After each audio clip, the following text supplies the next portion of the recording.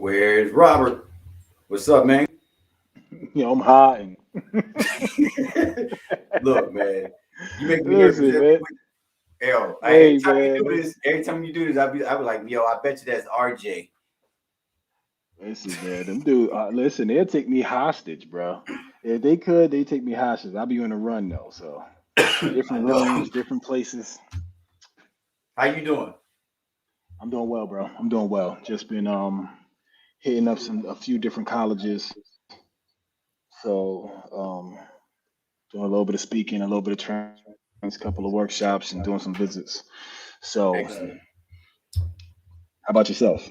man. We good, man. I know that. Okay. I know you in high demand. Excuse me. I know you in high demand. And I know ironically, you. I know yeah, I you. was getting ready to say like people starting to reach out. You know what I'm saying? So, Hmm. man, we appreciate the love out there and the level Yeah. up past corporate trauma community. And man, I'm gonna do this right now, right? Yeah. Before I forget, because I forget every week, man. Because our guests like tonight have been fired. Yo, if you're watching this right now and you want to know how to get in contact, if you watched this before, man, please take a screenshot of this. I'm gonna hide my face behind it so it don't look awkward, right? Take a screenshot of this so that you get because we can help you, right? I'm not saying we got all the answers. What I am saying, right, is if you was a professional athlete, you would expect to have a coach, especially in a in a um in a sport where it's just a single person sport outside of a team sport. But even in the team sport, you would have a coach. If you was a vocalist, you have a voice coach. Man, if you was a dancer, you would have a dance instructor, right? If you was a performing artist, you might have a coach, and me and Rob, this is what we specialize in. The consultation and the other stuff, man, that's just the corporate stuff. But man, what we really interested in is the empowerment and the success of the people, man. Because without the people, don't none of this work. You understand what I'm saying? None of it. So Hmm. we want to help. Let's get this thing, man. Let's get this thing. Yeah. So we got a powerful subject tonight. We're gonna bring on our guest a little early. For those of you who are familiar with our format. Me and Rob, we not gonna go back and forth, man, because we got a special guest tonight. I'm gonna bring him out of the shadows. Well, a little bit. Corey. My brothers, how you doing this evening? We're doing well. We're doing well. Man, I'm doing. Right. Man, I wish I was doing as good as you. Let me explain why, good people. First of all, this is Mr. Corey Rodrigues. Not only am I a fan, he is a personal friend of mine, right? We spent a lot of time together in our formative years, aka college, right? I lived in Worcester, cold climate, snow belt, and I stayed off campus. Corey stayed on campus, and we lived in one of them old houses when the heat used to run out. I used to call Corey and his roommate, right? Becker College just shut down for good, so I can't get in trouble about this. No, the statutes of limitations is over, right, Corey? Yeah, it's over now, man. Yeah. Whatever. So, it would be in the dead of winter, and I would call Corey or my other friend, his roommate Sam, and he was like, "Yo, we don't have no heat," and they would literally let me sleep on their floor, man. I'm talking about one of the most generous gestures I've ever been afforded. You know what I'm saying? Like he's a real one. Some of them nights he didn't want me over there. You know what I'm saying? Some of them nights. Like, who wants a big rusty grown man sitting on your floor? You know what I'm saying? That you don't live here, man. So man, He probably had a lot of jokes from that. He probably got jokes from that too. Don't get him started. He No, know a lot of stuff. no, You got a lot of stuff. Jamal's a solid dude, man. Jamal's always been a solid dude, man. Always solid, man. Solid. You get what it's gonna be. Even in college, you know what I mean? He's so solid. He's rigid in college, you know what I mean? But cool. You know what I'm saying? He don't come out of his ways a lot. You know, it's difficult, but he was disciplined in college, which was not most of us. Right. So it's cool. You need someone like Jamal around. It's like Sharif and what's that, Menace? Is it Sharif? You know what I'm saying? Nah, not in a bad way, but just in the sense of like he had a level of discipline to him, man. You had to admire that even back then. You know, so we always ragging on him. It's not all right, okay? It's not all right. It's not all right, okay? Always messing with him. You know, the whole time. But it was just because he was, you know, it's cool when you see somebody that do something different and stick to the way that they are, because it was different than how other cats were. Everybody else wasn't like that. So it's just dope to have different friends that are different than you. Yeah, you know what I mean? Maul's different. You know what I'm saying? Yeah, and that's what made us tight, man. Because I appreciated that about the crew. But Mr. Rodrigues is an entrepreneur. He is a performing artist. He is a professional comedian who is accomplished. He's been on. He does several dates every year. I encourage everybody to go to CoreyRodrigues.com and look him up on his Facebook page, and just Google anywhere in the New England area and throughout the United States. He's on cruise ships. Like, he's really getting it. But that's not how we started, Corey. No. Corey has always been a performer and a very, not, you know, there's some people that are funny, right? Now Corey is talented. He is hilarious. Corey used to commentate our home games, our basketball home games. One of the craziest moments that me and Corey has ever had together is him emceeing my wedding. My wedding turned out to be this deep spiritual experience for the guests in the bridal party, and we wasn't expecting that to happen. So here come Corey at the end of this very spiritual, trying to MC the reception. I don't. So much fun, but no further ado, ladies and gentlemen, this brother, I love him. I love his family. He comes from a historic family in the city of Boston.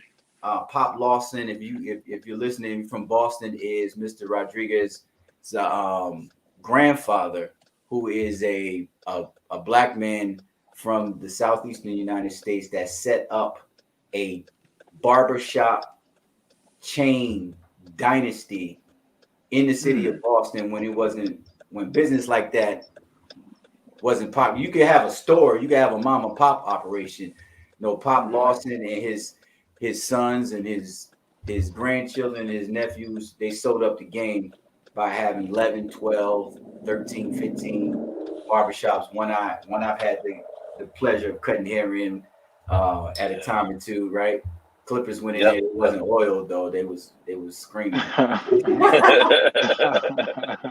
But I'm so indebted. I'm so indebted to this brother, man. And at the last minute, we got a hot topic tonight, and there was nobody else that I thought would be better to help us have this conversation. So, man, no further ado, ladies and gentlemen, Mr. Corey Rodrigues. Man, tell the good people a little bit about yourself, Corey, before we get into what we're talking about. Yeah, first I just want to apologize, man. I'm actually en route to a show right now. I got a couple shows tonight, so I'm en route driving, so I'm being safe at the same time. So at some point I may turn the light off when I get on the highway, but I'm here. You can see me in the darkness. I'll be here. Yeah, man, like Jamal, Jamal covered a lot, but just to say, I mean, I've done a bunch of stuff. And, I was on the Conan O'Brien show, was on Epics. I did laugh tracks on True TV, did some stuff on Fox Laughs. I've done a few things. I've been around, been doing this for a while. And it's one of those things where people like, you come up, people are like, oh, this is what you should do. Like they all used to call me, you should sash your box back in the day, because I was all into that. And then people give you all these prophecies about who you should be and what you're going to be. I remember I went and saw an evangelist when I was little. And, I was always a stocky kid. When I was at the church, I was at the evangelist or whatever, and he put his hands on me. He said, "You're going to be a football player." Right?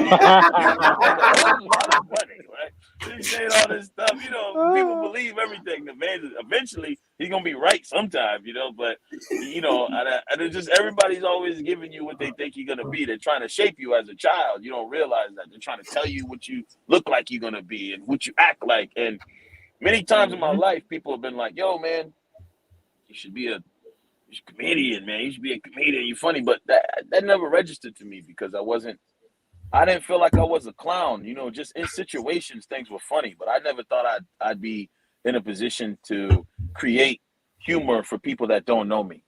And that's something that's the crazy leap that you take. I just am funny amongst my people. Yeah. My friends and family, I got them dying. But you don't realize while you're doing that, you're honing things that are later going to be very important. But you don't know that at the time. You know what I'm saying? So that's kind of really how things just started. I used to freestyle. I used to rap all the time. And so I went and did this. I used to win some rap competitions and stuff. But when I would freestyle, people would be like, "I'm gonna murder you, blow your brains out, shoot you in the face." But I would always be saying funny stuff. But I'd be rhyming though. But I'd be clowning somebody, but in a funny way. And so then I went and started doing improv comedy because I was like, man, if I could think that fast and I got people laughing, what's the difference between that and improv? So I started doing that, like whose line is it anyway type of stuff. That's how I kind of got started doing everything. And once I did that, I liked it for a little bit and then I didn't love it. I was like, man, let me try this other thing that people do. This what is stand-up? What is that? I didn't know it. You know what I mean? I was like, how am I stand up there and be like, this is what it sounds like? And I remember friends used to come to a show and they'd be like, man, dog, you sound like you're trying to be funny, man. You should just be how you are. I'm like, I am how I am. I don't know how to do anything different. It's tough, man. It's tough. But those are a lot of friends. They meant well, but then eventually I just stopped inviting people until I had a chance to develop. Because I don't know if this is helpful information, what I'm about to say, but to what we're talking about. But I will say one thing I learned is that your friends are great and your family's great, but if they're unqualified in an area, they can only steer you personally to what you should do. They can't steer you career-wise in what you should do when they're not well-versed in what it is. So sometimes it's best to keep them out of your situation until you develop into something that you're willing to show and you're ready to take critique and criticism on Otherwise, it can shape you in a way that it can prevent you from becoming something great. It can prevent you from becoming what you are because you're so worried about their critiques and criticisms that you don't explore, you don't open up. They're telling Right. you how they should do. You should do it like this. It's like, what do you know? They don't know. But you're Yo, so that's willing, you're so right. impressed, by the people closest to you. You think they're always telling you right. Sometimes people close to you mean right, but it ain't right. They Right. mean right though. You know what I'm saying? So that's just something that I experienced kind of early on, and I was able to make that separation. And once I made that separation, I was able to grow and I was able to build my confidence and actually learn what I was trying to do. And then I was actually happy if somebody showed up, as opposed to, because I think the one thing is your friends, they may not say it to your face. They'll be joking with you and say you're bad or something like that when you're doing something or you're not good at something. Even if you're a chef, if you're gonna be a chef and you had friends that were eating your food, they might be like, "This don't taste great," but most of them are gonna say it's okay. And when you're not around, they're like, "Yo, this is gross." They're gonna be clowning behind your back. And when you're really tuned into people, you realize that. And so you're like, I don't even want them to placate me in my face. I don't want them to be like, "Oh, it's all good." I want to know what the real deal is. You know what I'm saying? Like you because you do the same thing. You be like, I don't want to discourage him, but his food don't taste good. Dog. I don't want this. I didn't tell him to his face. I told him he could have used a little more seasoning. But basically, but behind his back, you're like, yo, I thought I was gonna throw up right there when I was in the ring. I thought I was gonna throw up. You know what I'm saying? Yeah. And so, anyways, I'm going that long diatribe just to say that it's sometimes it's good to make sure you form yourself sometimes, and if you don't have good supportive people around you, sometimes you need people sometimes to push you and be delusional with you on your way and transition to a goal. Yeah. Everything, you don't need real all the time. Everybody think be real. You don't need real all the time. Sometimes you need delusion in order to get you over the hump to do that. Because if you really knew what it took to achieve many things, you quit. Right. That's a That's why fact. people have such a hard time saving money. They have a hard time Hey, but losing Corey, weight, getting in shape. But check this out, Corey. Real quick, right? Tell the people what you was doing right before you jumped in as a performing artist. The story you tell me, just real quick. You said you were sitting in the office one day. Yeah. Nah, I mean, I used to do. I used to work at John Hancock. I used to work in annuities and stuff. So I had a lot of jobs. I've had over 30 jobs. And one of my jobs right before I went into improv and started really doing that was I was at John Hancock, and I used to work in annuities. And then I became like a quality control guy. I would watch when people would write up contracts and stuff. I have to see if they made mistakes. I'd be listening to their phone calls and make sure they were talking to people properly and everything. And the money was straight. I was in corporate America. I'm good. You got to make sure your tie game is on point. Make sure everybody judges you in that world based on what type of shirt you got, your tie, your kicks. They looking at you a little different. You can look at somebody and know when they're a temp. You be like, "Oh, that's a temp right there. Look at his tie. Look at his tie." People be clowning you when you a temp. Your tie don't be long enough. Your tie is incorrect. Once you be there for a while though, your game is on point. Your shirt doesn't look like you just pulled it out the dirty clothes. Everything be on point. So I remember one day we were in the office and I remember the things that started hitting me. It started bothering me. You know what I mean? Two things that really that kind of changed me from that mentality was, I was making money. Things were straight. We were opening all these different accounts. Back then, everybody had was starting to get like an orange account. It was an ING orange account. They were like, "Yo, you got to get that I ING. remember that. You get like 3%, 4% on that ING." But it's like, you don't understand saving money back then, man. I'm like, I'm putting money in and taking it out the next week. Like, I need that money, dog. I don't know if I got any percentage yet. It's out. I got that. I'm taking penalties on the money I put in and take out the following week. Straight up. Like you can't invest when you need the money. So anyways, that was along that time. And I remember one day we were in the office. We were all in the office there and everything was cool. And I remember they came in and it was like, "Yo, I'm saying we getting pizza today." And everybody was excited, "Man, we getting some pizza. Oh, we getting pizza." I remember just thinking like, "I don't care about no pizza, man. Everybody's all excited about some pizza in here, man. Like, we get, you know what I mean? Like the little things like that started getting on my nerves. Somebody else was like, "Yo, they putting in a new eating area downstairs. They're putting in a new calf. It's gonna be dope." Somebody else is like, "Yo, my office is off the hook." And I remember as people were talking about these things, I didn't care about any of them Mm. because I didn't care. I didn't think that was gonna be my life. Like I didn't think I was gonna be staying there. So like when they would talk about these things and get excited about it, it would be funny to me. Inside, it would tickle me because I'd be like, so what? You know, like you about to live it. Like who cares? I don't care if they don't got a window. Like you know what I mean? Like if the choice was window or no window, window. But I'm not like, oh, I got the window. I don't care. You know what I'm saying? Like I don't care if they put something new to eat in downstairs. I can go somewhere and get some food. Like everybody acts like this is life, you know? They're like, yo, this is dope. How they looking out for us. And so I remember that's how I was thinking, man. I was just thinking like that. And so it started bothering me.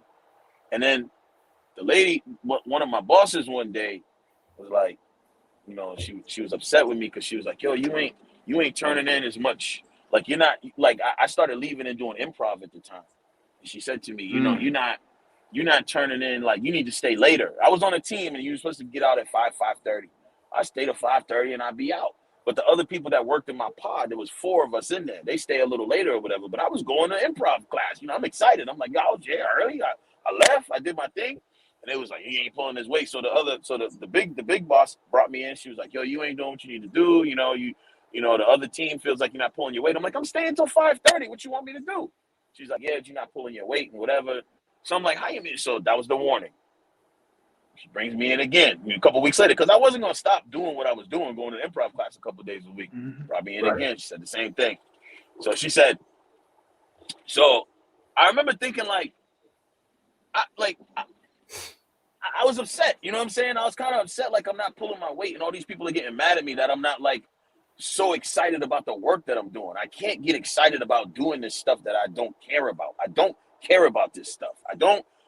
There's nothing that moves me about checking over other people's work besides the money. I'm making money. I got health care. You know, I got insurance. I can tell people that I can go out to the bars at night and loosen my tie, decide whether or not I want to be cool and just loosen my tie and leave it on. So people are like, yo, he got a tie on, or take it all the way off and hang out. That's what my life was at that time.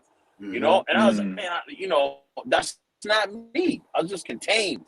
And so I remember like I went in one day, and my personality, I am who I am. I'm just like this, how I'm being right now. So they bring me in one day.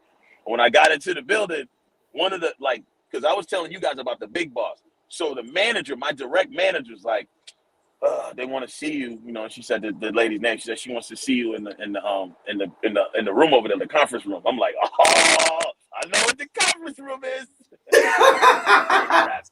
You know, you go to the conference room, right? So now, so listen, they're about to fire me, right? But when they say it to me, I go, my direct boss's name, Tanisha. She's mad cool. I said, Tanisha. I said, they about to fire me? She said, I'm not supposed to say nothing. They want to see you over. I said, Tanisha, cool as we are, they about to let me go. So I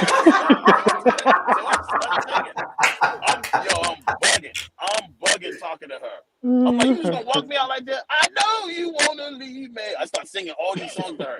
Tanisha starts dying. She's like, boy, you a fool. She's like, you know what they about to do? She's like, I'm so mad at you, right? I said, you mad at me? You want to fire me? She's like, not me.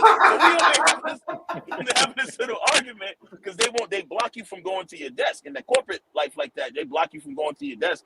They bring you over in the office.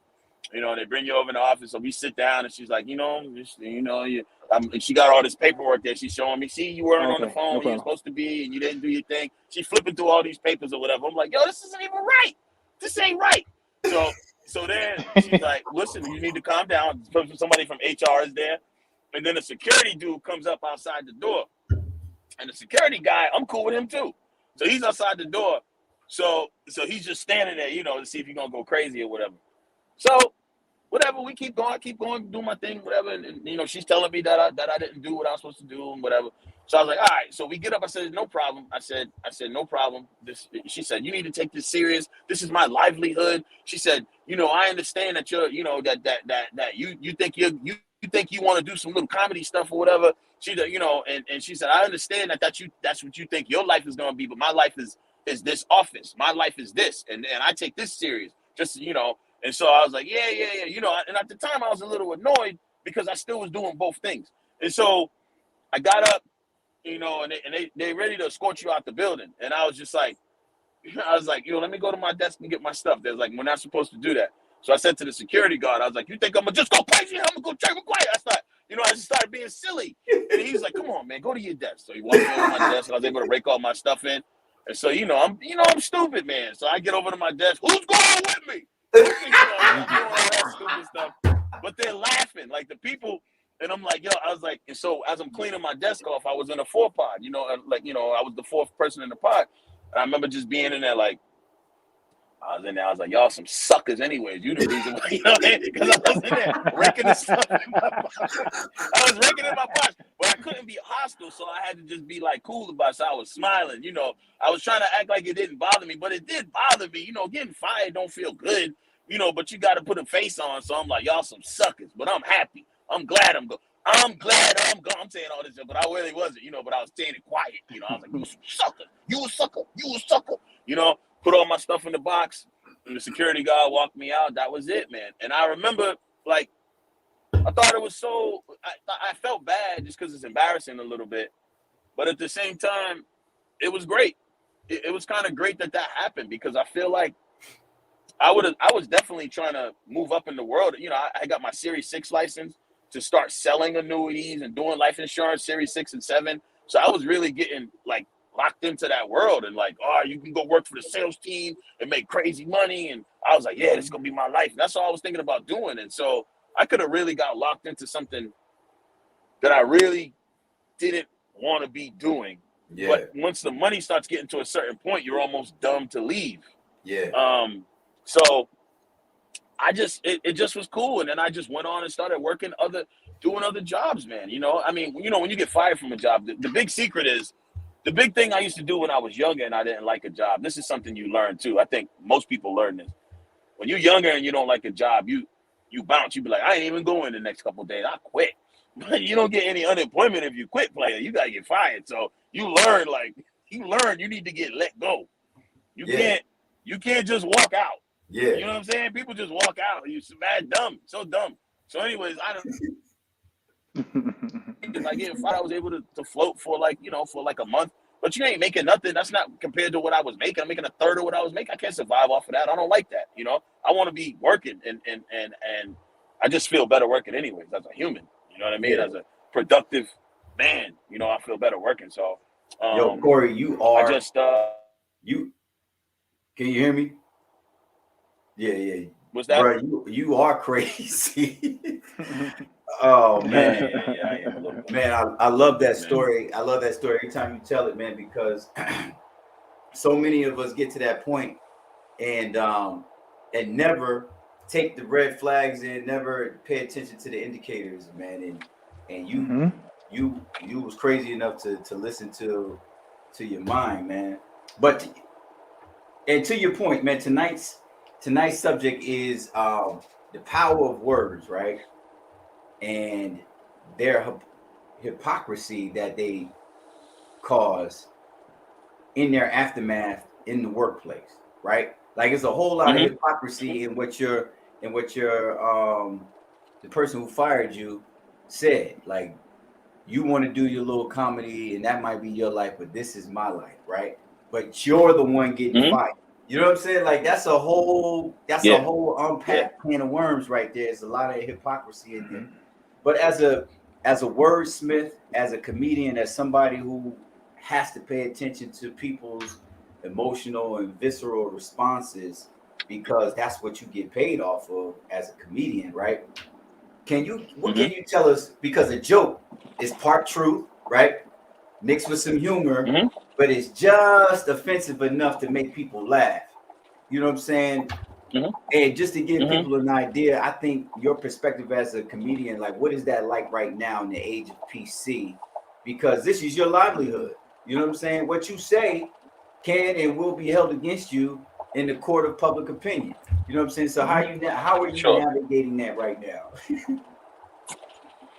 What I think I've decided is that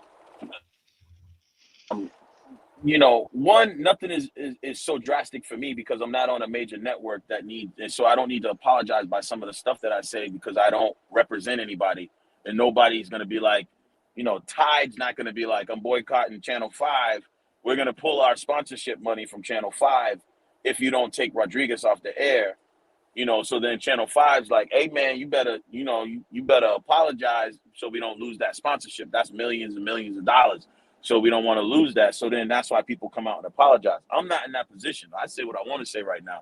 Someday I may be in that position. I don't know. That's why many people apologize to keep their families fed. It doesn't mean they necessarily agree with it.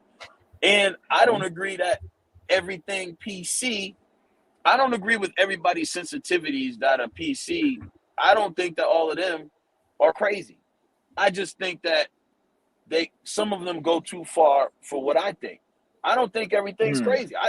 I got a right to think that some stuff is like, dang, that's nuts. I don't have to agree. I don't have to blanket and be like, free speech is free speech, and everything is said is said. It don't matter. Like I still got, I still got opinions. Like when another comedian, like when Kathy Griffin held up the Trump head, like, yeah, she got a right to do that, but I mean, that's a little crazy to me. That was a little crazy to me. Regardless of what you think about the dude or whatever, you're inflaming something. You know that's just very inflaming what you're doing right there. So, I don't think that if a lot of people were offended, that was meant to be offensive. I don't think that was hilarious. Right. Like, man, that's beast mode right there. So, can she do it? Yeah, I would never say don't do it. She can do what she want to do. Just understand that there's some repercussions with that. And so that's how I feel. Circling back around to what you said, that's how I feel. That's how I feel, Jamal. Like I feel like I say, I don't need the whole world to like me or to love me, because it will never be like that. If I was the most PC dude in the world, the whole world wouldn't like and love me. It doesn't matter. You're gonna always have pockets of people that don't like your face. They don't like the width of my nose. They don't like my handshake being too hard. They don't like my height. They don't like my skin tone. They don't like my voice. Yeah. They don't like my excitement. And when I talk, there's always a reason why they don't like you. They don't like me because I'm happy.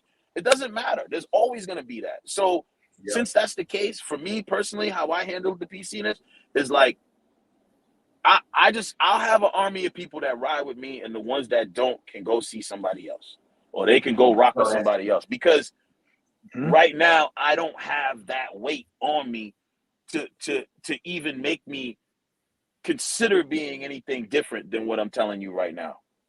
Facts. And I won't lie to you, Mo. I'll say this last part. I won't lie to you and say, like, I'm not going to sit here in front and be like, if I was on ABC and I had said some crazy stuff and it was like, hey, man, you're going to have to apologize or the show's gone. I ain't going to say, I'm not going to be like, I'm sorry for the people I've offended. I'm not going to front and say that I'm not going to apologize to continue getting $68 million that year. I'm going to apologize. But, what's in my heart is what's in my heart, and the people that really know me. And so why am I not going to still take that bag? As long as it's not something that makes me compromise who I am as a person to the degree that I feel like too much. It's almost like you guys remember, like I've dealt with racist bookers and stuff like that. This is the life we live in. We're in New England. So I've dealt with many racist people that I've worked for in comedy and in life and just different things. And it's like, if I walked around and I allowed that to stop me from continuing my own passions and pursuits and goals, man, I'd be standing in the corner crying all the time. That's right. You at some point, you gotta keep it moving and understand. Yeah, you can fight that. And it doesn't. And I think you should fight that, but you gotta know how you're gonna go about it. You know what I'm saying? Do you want to live out your car with your kids and your family while you're fighting that, or do you want to fight? Do you want to still do what you're going to do and figure out ways that you can fight it where you can still win on both sides? So I'm more about that. You know what I'm saying? I'm not about selling out. I'm not being no sucker, nothing like that. But I'm also not about being so sensitive to my own sensibilities, my own PC-ness, that I don't understand, like, everything isn't going to change my life because somebody said something to me reckless. I'm going to throw my whole career away because somebody called me the N-word or something. I'm going to throw I don't care. Cool. That's what you think. I'm going to throw everything away. I busted all his teeth out. I showed him. And then what? He get free dentures. He get a pair of dentures, and you be get a pair of dentures, and you be on the street. With a sign. Hey, Rob. So what Corey's talking about, that's the level up. You know what I'm saying? You got to level up past that stuff. And Corey, I know you're getting ready to go in and tear the stage up. So I'm gonna ask you this one last question, so we can let you get focused. But Yes, as a performing artist, right? Because what we're talking about is communication, and your job is communication in the workplace at the highest level, right? So as a performing artist, what have you learned about the art of communication and people's overall ability to listen? It's unbelievable when people actually listen what can be heard. You know what I'm saying? It sounds so simple what I just said, but it's so off the hook because most people don't listen. Most people don't read the whole article. Most people don't listen. When you get people to actually listen, it's unbelievable because there's two things that happen. People don't like to listen, and people also don't know how to deliver the message. If you're poor at delivering a message, it's difficult for people to listen. So for example, a lot of people didn't like, let me say a lot of people. Some people didn't like Donald Trump, right? Now, there are some people that voted for that dude back in the day that didn't love all of the ways that he was about everything, right? They didn't love all that. But if you come at that person and attack that person on what they did, you've already ruined your line of communication with that person. You can't then get them to side with you or see your point of view because basically you've called them stupid. You've told them that they did the wrong thing. So you basically called them stupid. So now you got them defending their beliefs. Right. And then they're not in any position to tell you you're right. They can't. Even if they agree with you, they're too hurt to tell you to move on with that. It takes a huge person to be like, man, you being real disrespectful, but I agree. Man, you know how big of a person that takes? A big one. a big old one. A big person. So I just think it takes, I think where people need to be heard, people need to listen better, but people need to also deliver those messages better. Take a little bit more time and get out your feelings and actually see what the other person is saying, because sometimes you're saying the same thing. There's nothing worse than hearing a couple people argue and you'd be like, y'all saying the same thing, right? You ever be there on the outside of it? Listen, that's a fact. Y'all basically saying the same thing. That's a fact. You know what I'm saying? All the time. Y'all are both saying that Aretha Franklin can sing. Yeah. Y'all are both saying that. And they're like, nah, but she's saying she sung when she was younger. I'm saying when she was older. Y'all are both saying she can sing. That's funny, man. People are funny, bro. You know? Yeah. Yo, so hell of an answer, man. And this is the Level Up Past Corporate Trauma podcast, and there's nobody better to tell us the impact of communication, delivering the message, and listening than somebody who does it for a living. Man, Corey, we appreciate you, and we got some stuff planned. I got some ideas for you. Rob, I want to send Corey the podcast link every week, and he could just listen to it. If he hears something that he want to respond to, he could just sign in and give us what he need, and then get up out of here. You know what I'm saying? Like, I appreciate you so much, your energy, man, and then your flexibility, and this is real life. Corey's on his way to work. You know what I'm saying? And he stopped by the podcast to give us some love. Appreciate it. Corey, man, thank you so much, and we're gonna have you back real soon, man. Love you, bro. I appreciate you guys, man. Thank you for having me on, both of y'all, man. Black Rob, I appreciate you too, man. All right, y'all take care, man. All right, man. We got the new pit bull in the place. All right, brother. I'll see you later. Hey, when I tell you he's been like that since day one. Yeah, like that since day one, man. But super smart, super intelligent, and multi-talented. You know what I'm saying? He's book smart. You know what I'm saying? He's a businessman. He went to college, did his thing. He has the ability to bring people together. He's a barber, licensed. You know what I'm saying? And he's a comedian. You know what I'm saying? He's this is the type of individual that's out there that a lot of corporate, places say that they can't go find no talent. Can you imagine that?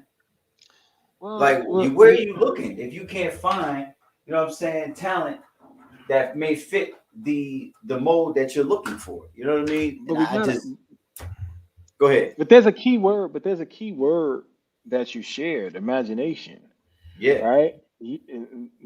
Many folks lack the imagination to actually imagine that someone could be capable of doing certain things just based yes, upon their appearance or based upon where you find them at.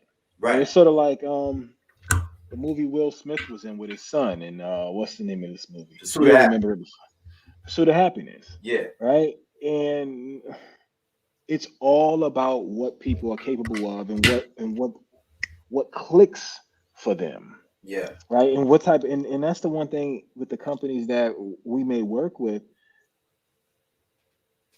Choose skill sets and competencies Right. over, sometimes you got to choose skill sets and competencies over the experience that you think you need.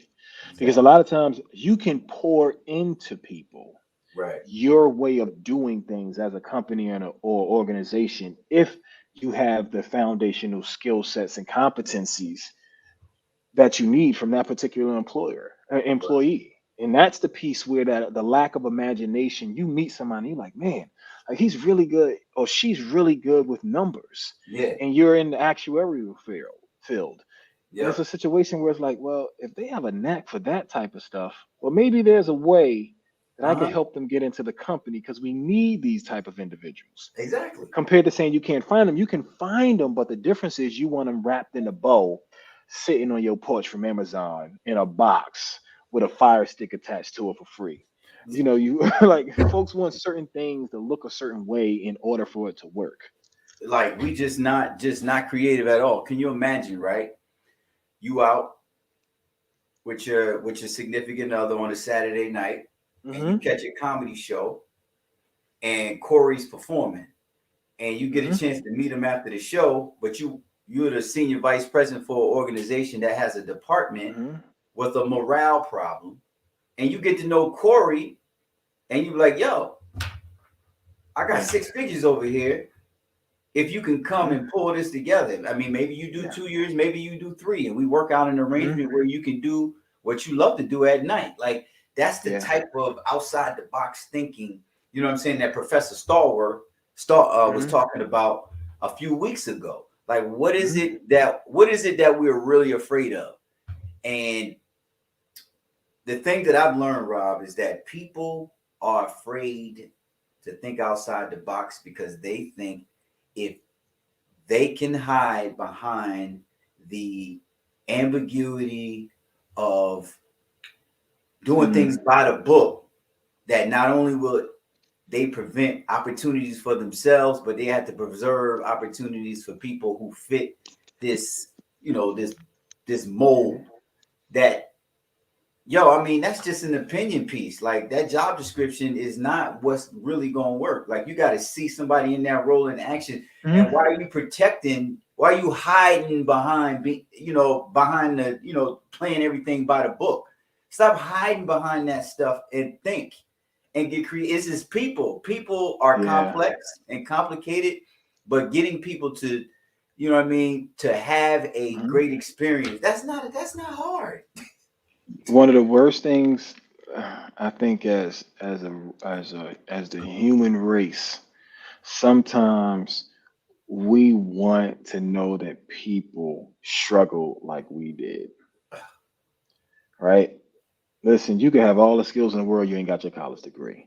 You ain't getting that job, right? You could have all the skills in the world. Well, you're not connected to the people who I like my folks to be connected to. You ain't getting that job. There's Right. always something where it's like, hey, well, did you go through it like I did? Yeah. You know, so in some cases, sometimes that makes sense. And in other cases, it's like, hey, you've really got to go case by case basis with Yep. these individuals and actually treat them and their experiences like individuals. Like, hey, you know what, let me see if you have what's necessary for us to be successful here at the company. and Right. and I'll share this last piece. Folks complain about how they recruit talent. Folks complain about why they can't retain talent, but they have been doing the same thing for like the past 50, 60 years. Getting the same results. getting the same results. Getting the same results. So ultimately, they'll see you or me, Jamal, or they'll see Corey, and they were like, nah, Yeah, not doesn't that fit the podcast mold. guy. Yeah, not that Yeah, podcast guy. no, no, He's no. he's gonna cause He trouble. he's gonna have too much of an opinion. No, you need Yeah, some opinions. yeah, Yeah, your hairline is off. Like it's gonna be something. Like you need somebody to tell you your tie looks good, but your breath stink. Like right, right, you right. like you, you might need some of them folks in your office to help you with certain things. Ah, you know what I mean? So Oh it's man. just like for me, it's just one of those situations where at all points in times, people can put up as many roadblocks and moats as they like without the ability for people to get across. And they But hiding. only thing they're hurting is the future of the organization. All Facts. of this diversity stuff could have been taken care of a long time ago. All of these things around women, all of these things around sexuality, all of these pieces could have been taken care of if we were like, hey, first thing, skills. Second thing, competencies. Third thing, who are you? Are you cool? Like for Who do real? you want to be? How do you want to be viewed? And how do we help you in the organization mesh?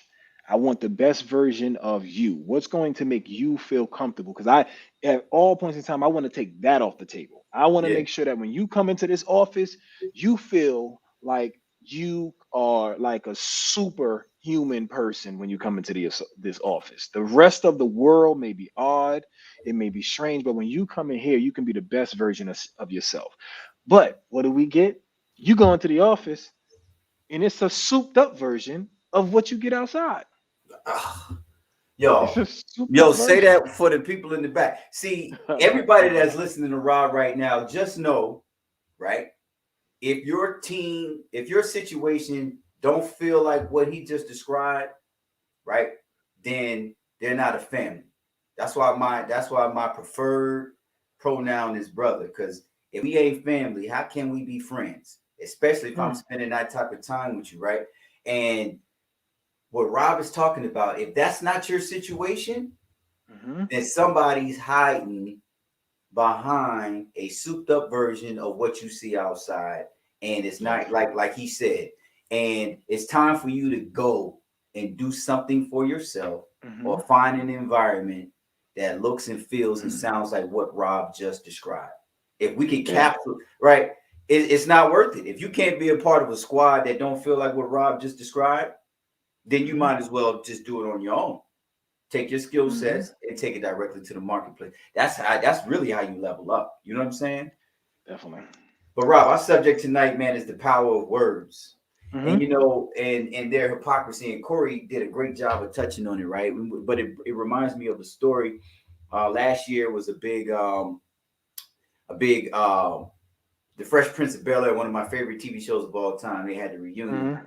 and the first time that Will Smith and Janice, I forget her last name, or the first Aunt Viv, for those who watched the show, had a chance to sit down and talk, in Yeah. over 20 years. And for those who didn't see it or not familiar with the subject matter, right? Aunt Viv, the original Aunt Viv, was replaced, I believe, after the third season because Yeah. her and Will wasn't seeing eye to eye. But the interesting thing about it was that Janice was going through some things in her personal life that was impacting her persona on set, not her Gotcha. performance, but her persona. Will took Mm. offense to it. Long story short, he was cut deep by her persona and her not accepting who he was as a performer because she was formally trained. She could sing. She was a thespian. She could dance. Like she was a real performing arts Mhm. professional. And he was this young 21-year-old kid off the out of Philly. You know what I'm saying? Who just sold 1 million records, right? Um, Chemistry was off the chain. Great show, but they were two different people. So when Will felt like Janice didn't accept him, he cut back. She got fired. But the trope that went out about her was that she Mm. was difficult to work with, which in Hollywood for a young black woman is what they say the kiss of death. So his words in the mouth of those that became references for her made it almost impossible for her to continue her livelihood as a, because these words power. But the hypocrisy in the whole thing is that now Will Smith, whom I love, huge fan of Will Smith, love what he's doing, Same here. Love his whole family. But you know, watching his interviews and his stuff on social media, he talks about how he is laser focused on what he's focused on, and everybody in his space has to be focused on the same thing, pulling in the same direction. And he talks about how that almost cost him his marriage and his family. Yeah. So who's really hard to work with? Will or Janice, right? But Will's an A-list actor making $20 million a movie, right? And Janice is in obscurity. You see what I'm saying? Words have power, and this is how it impacts in the workplace. Now, everything isn't as extreme as the Fresh Prince of Bel-Air, but the principle still applies on a smaller. Like, what if Series 7, Corey got it, Calvin, he talked about in the comments how that Series 7 can get you locked in other places right now. Still got options right now. Like, so what if Corey was like, all right, man, F y'all over here at John Hancock, I'm going to Fidelity, like Calvin suggested. But them words, like he's not serious, you know, he wants to leave work on time and go be a comedian at night. Like you got fired because your production was low because you was doing some stuff in your own personal life. Like that's wild to me. So it's almost to the point where he almost had to not go back. Like, because you can't come back from that like Janice can. You can't come back from that if it goes the wrong way. What you think, Rob? Yeah. No, I agree. So for me, I'm always telling folks, you probably can't be intentional with everything in your life, but at least be intentional with the important things, right? And we may not be able to be intentional when we're being selfish, when we only are thinking about ourselves, but when it's time to think about the family, be intentional with the things that you do. You know, so for me, it's like, are you conscious of the consequences of what you do and what you say on the people around you and who are listening? Right. And that's one of the situations where sometimes no matter how you say it, it will never be heard the way it was meant to be heard. Right. And sometimes that's because of preconceived notions. That's because people just don't like you. Sometimes it's because they're like, listen, once the devil, always the devil. It doesn't matter what's right. You know what? That's a good point. You will never get someone right unless you the devil's minion. The devil could quote all them things out the Bible, but you never gonna be on his side unless that's what you like. It's one of those things where, like, if somebody looks at you as the devil for their life, let me make sure I make this make sense for y'all. If someone considers you to be the devil of their life, no matter what truth you say, it shall always sound like hell to them. Right? It will always sound like hell. It will always sound like sin, because ultimately the mouth of who it's coming from is the problem. It's not the words. It's not the words. It's not the truth. It's not the words, right? It could be as true as day, but because it's coming from you, but I can't. Nope. I can't rock with it. Right. That's a fact. That's a fact. And then you got people on the third parties sitting and looking at this thing like, there wasn't nothing wrong with what he said. Nah, we ain't going with that, right? Because one of the things I learned from the elders in my village is that certain people don't have the ability to ever grow past their mistakes.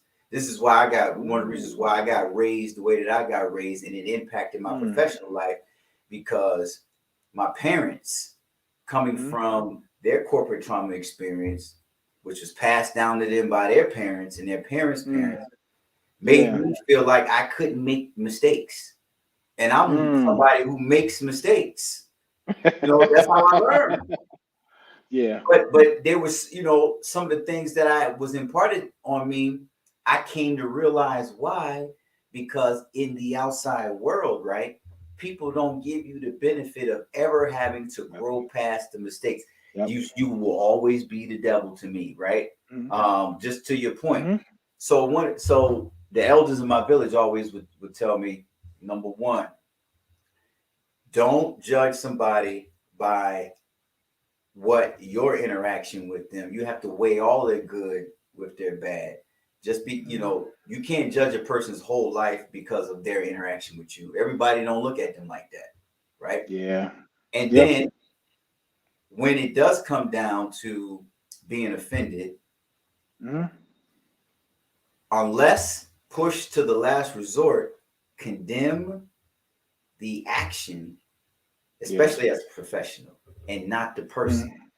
And not the person. Condemn the action if the action is reprehensible, but don't condemn the person, because the person can learn and change. Even if they do it 100 times again, you may go away, come back 10 years later, there might be somebody different, and they will always remember you never held it against me personally. You always gave me an out and condemned the action and not me, right? And that's why the power of words is so important, because in the corporate industrial complex, we put monikers and tropes on people that they can't come back from. Right? Corey, you know, in the game, he's trying to figure himself out, and now you fire him and you put, like, okay, come bring him in, talk to him, like, yo, instead of forcing a round peg in a square hole, Corey, your attention is elsewhere, and I think that your productivity is going to be impacted sooner than later. So before it gets there, what can we do for you? Where can we get you? Where can we put you? Can you go part-time? You want to go, you got a Series 7, you want to go to this other side of the organization? What do you want to do? Corey might be like, give me 6 months, and I'll leave on my own terms. But I need this. And then now you lean to a person's strength instead of setting them up to be unsuccessful, right? But it's also because when you look at people as cogs, you're just like, man, just get them out of here. We can find somebody else. Right. Corey probably could have came into work an hour earlier. Right? Something simple. So it's one of those situations where when you really think about it, it's what? Maybe they wanted you to stay till 6:30. Maybe they wanted you to stay till 7, right? He's in. So it's either you're staying an extra hour or you're staying an hour and a half, right? So we're either talking about 5 hours or we're talking about 7.5. So is it a situation where you come in a little bit earlier in the day, or is it a situation where you come in on Saturday and work a couple more hours so that you can continue to get this done? Now, coming on the weekend or coming in a little bit earlier probably allows him to do it a little bit longer and avoid some of the stresses that maybe he had to go through as he was going full time. But that's also a part of growth. You're being flexible when, as a company, it's not expected for you to be flexible. No. So the same way when you talk about being brother, people don't look at you like family. That means that they don't understand your situation. Whereas even when you listen to what the supervisor said to him, the supervisor say, "Oh, you want to do your little, right? Let me belittle you. Right? Yes. You want to do your little joke on your little jokey joke improv comedy thing. Yeah. Well, this is my life, right? So let me let you know what the hierarchy is now. That's nonsense. That's nonsense. This is real deal over here. Compared to being able to say what someone wants to spend their time doing has to be important, because ultimately it's their time. You can't give them time back. You can pay them for their time, but you can't get the time back. So if that person is willing to spend the time it must be important. But if you come at them belittling them, putting them in a place where their pride is hurt, they're looking at it like, man, would I even want to work here? Right. And Yes. in the past, Ever when it again. was, yeah, in the past, when people didn't have as many opportunities, they sucked it up. And then that's Yeah. why you had so many people be disgruntled for decades. You Mm-hmm. know, when and they going home and they're they're mistreating the kids or they're mistreating their spouses. It's all those different things that trickle down, but then ultimately it comes down to the individual. Right. You gotta be able to recognize when your sacrifice might not be worth it. So maybe you just have to leave. Whether they fire you or you quit, whatever the Yeah. case may be, sometimes you have to look at it from the situation of, does this make sense long term for me and my family when I realize that they only look at me as a cog? Yo. And the other thing I got from that conversation, man, from the supervisor, to your Mhm. point of being a cog, the secret was now everybody get close. The supervisor, Mm. the supervisor wanted Corey to be as miserable as she was. Ooh. Oh. He in here making people laugh for a living. He making people laugh at work. Mhm. You know what Mhm. I'm saying? Yeah. So let me pick on his productivity going down.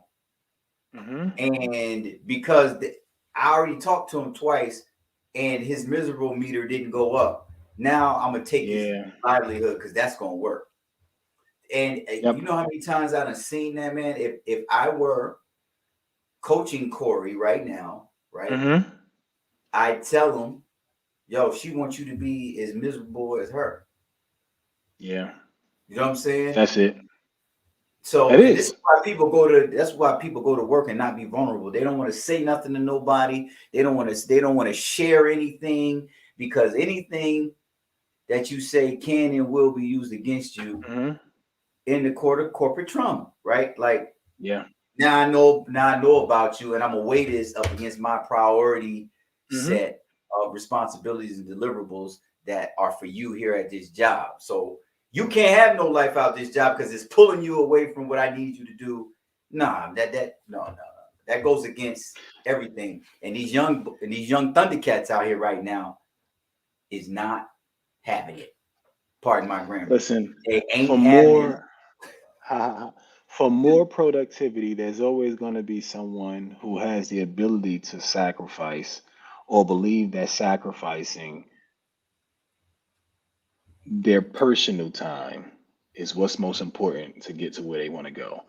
And nine times, like, it's so many people as they get older, they say, man, if I knew what I knew now, I wouldn't have sacrificed so much time with my family in order to hit these numbers because it wasn't as important as I thought it was. Right. And a lot of times that's why they always find young people to go into those positions. And maybe young people need to be in those positions or people who you can be upfront with and say, to be honest with you, you're supposed to get off at 5:30, but we really are probably gonna need you to stay till 6:30 or 7 to be able to hit these numbers. At any point in time, if something changes, we're gonna let us know because maybe we can put you in a different position. We can have you go just work in the weekends. You can go part time so we can roll somebody else in. But once it changes, we know for a fact, unless you are superhuman and you can get the same amount of work done by 5:30, It's once not gonna something work. starts to change, we're going to have to move you or we'll end up having to let you go. And you level set with people from the beginning and you allow them to choose what makes sense for them. Right. Right? Same way when we talked about us versus them. Yep. Now, depending on how large the company is, they're going to say, hey, if you want this full time position, even though you may be remote or you may not have to come in the office, you're going to have to get this vaccine. Right. Right now, some people will get mad at that. For Right. me, I'm like, the opportunity for someone to tell you what's necessary before you get there, Mm.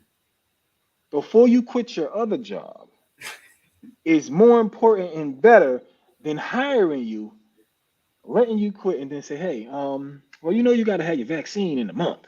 Bait and switch. Like we So, can't. And that's a great point, man. Because at the end of the day, Corey was gonna find himself and he was gonna be out. But instead mhm, of firing him, and now you got to pay unemployment. Now you got to recruit. Now you got to pay somebody to recruit. Now you got to onboard somebody. Now you got to train them and lose productivity until they learn their job. Like you concerned about the bottom line, but you just compromised the bottom line tremendously because you didn't have a human conversation with somebody up front or in the yeah, midst of it when stuff changed. All you had to do, because he would have been gone anyway, right? Knowing what we, yep, based on what we heard, he would have eventually have left. But mhm, it would have been so much more cost effective. But people are mean spirited because they're yeah, miserable, and the reason yeah, why they're miserable is because they do not know how to level mhm. up from corporate trauma. I agree. I agree. Same thing with the supervisor. Yep, Supervisor probably had somebody on her behind, that's a and fact. she didn't know what to do. Right. And the manager was like, "Hey, what am I supposed to do? The dude leaves at the time he's supposed to be leaving. What am I supposed to do?" And what do they say all the time? Shit flows downhill, Yep. right? It Every flows time. downhill. Yep. So if you don't do something, then something's got to be done. So because Yep. I got to show the board of directors and the stakeholders that we're trying to Hmm. rectify this problem. And rectifying the problem, the path of least resistance Yeah. is usually making somebody else's life miserable. Hmm. Man, That's great true. conversation. Great conversation, man. I'm so glad we got Corey when we got him because he was real. He's on his way to Yeah. work. You know what I'm Yep. saying? Tuned in to what he loves, being able to get that vibe from him and telling that story and giving us what he gave us, man. Um, Yeah. Another great contribution tonight. No, Look, definitely. hey y'all, but y'all look, me and Rob are keeping a close eye on what's going on out there. There's a lot of words being spoken that people in a few days are gonna remember that you can't come back from what you said. A lot of name calling out there. A lot. You know A what I'm lot. saying? A lot of typecasting out there. You know what A I'm lot. saying? And courage to a coward looks like insanity, and Ooh. people are sounding off and letting themselves be known when they should really just, you know what I'm saying, stop. I mean, the gossip and the backbiting is one thing, right? But Yeah. now you out front Mm. persuading the whole world with your bully pulpit on some of this stuff when people are making personal human decisions. Yes, Yeah. it impacts other people, but if they got it under control, right, and they're willing to take, Hmm. like Corey said, responsibility for their choices, Hmm. you know what it's a lot of, it's just a lot of stuff going on. You know what I'm saying? I'm keeping a close eye on these words becoming hypocrisy, you know, especially with the Kyrie Irving situation, especially with the John Gruden situation. And then we got some stuff going on out there, with Dave Chappelle in his last Netflix, Hmm. special. You know, all this stuff is Hmm. words create tangible things. You know what I'm saying? Words Yeah. form people, right? And Yeah. the us versus Yep. them, the leadership crisis, which we've been talking about, and the great resignation, and then now the the interdynamics of what now words are creating for people to Hmm. kind of adjust from, and how that's kind of gonna sculpt, what being a professional looks like in the Hmm. future is something that me and Rob continue to intend on keeping a close eye on, because that's what this program and this platform is for. So if you got any ideas out there, if you know of anything, don't hesitate, right? Hmm. And I'm gonna put this up again, Rob, so I can give you the last word. Don't hesitate to hit us up, take a screenshot, look at what we got to offer. Word is born. If we don't know, we know somebody. Look at the guests we've had on the show. We know somebody that know or have a better idea. You know what I'm saying? So let's make sure, man, we utilize each other in the network to make things better in the long run. That's why we're here. We're here. Mm-hmm. You just need to come on and you need to get something off your chest. You know what I'm saying? As long as it ain't too crazy, because like I said, words have power, Rob. Listen, Come on. I'll leave you with this last piece, and it came to me just now as I'm listening to you talk.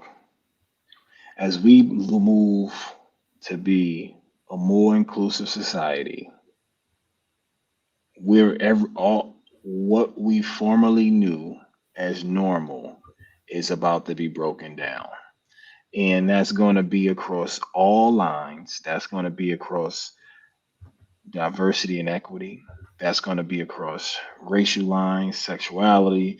That's going to be about where we work. Because when you really think about it, everything is coming out of the closet, everything is coming to the surface. That's right. And if we really process, that's probably the real reason Mm-hmm. that things are going crazy. Yep. When we think about reaching to the mountaintop and holding hands, what we probably also wasn't accounting for were people who not only didn't look like you, but may not love the same people as you, may Mm-hmm. not want to live in the same areas that you, may not have the same faith background as you, Right. right? During those times, you only had probably two, maybe three, four at the max major religions in the 60s, right? That represented all across America, but primarily Christian, right? So Right. you look at it with so many people being able to get closer to being who they are, the idea that we were going to be able to just build that on top of what was already there is probably where we all went, well, where folks went wrong well before we were born. And that's what we're dealing with right now. The Right. more people get their voices heard and letting you know what's not acceptable, what's not going to work for them, and society is struggling with those things of the old and the new things. And we all just got to be aware of the words that we share, and hopefully, what we share don't get your ass fired. And with that, I digress. Well, well. Yeah, Hey, listen. Hey, look. Getting fired ain't always a bad thing. I agree. Well, if you get fired, and that's the only you can't get no more jobs. Yeah. So Right. for some people, that's it. That whole entire thing of what they thought they was doing is over. Yeah. So we all just got to be mindful. That's all I would say. Just be mindful and aware of what's around us, who's around us, and whatever you're saying, whatever you're saying, just know somebody don't like That's right. And you. Somebody somewhere don't like you for whatever reason it is, ain't nothing you can and do about it. it ain't nothing you can do about it. I just hope that whatever you share, what did not come from a place of hate, spite, vitriol, like I hope it didn't come from a place of evil, Right. because there's no excuse for you doing or saying something that was really going to harm someone and you knew it would. Yes. So, I'll be and there. then for those who are listening, stop trying to make it seem like everything that's being said is that. Right. Stop. So because we can't call everything the devil, because when the devil finally show up, You ain't gonna know who we he won't is. you're not gonna know who he is. You're just not. So it's one of those situations where we gotta really be mindful. Man, listen, keep it to where it's supposed to be. You keep Yeah. expanding it, them jokers gonna show up with masks on, and you're like, so which one is the real one? All of them. So Hmm. Yeah. Facts. All right, good people. Thank you for tuning in, man. We surely yes, indeed. appreciate you, and again, hats off and big thank you to Mr. Corey Rodriguez. Please follow him, and if and where you ever have a chance to see him perform, he is a professional, and he is worth every penny. As you could tell if you watched him tonight, he is really good at what he is, naturally really good at what he. But he's coming from a real place, and when he comes from a real place, you can be seen. So until next week, remember, corporate trauma is a sneaky passive trauma that can creep up on you. And when it does, it is time to level up. Yeah. later. Later.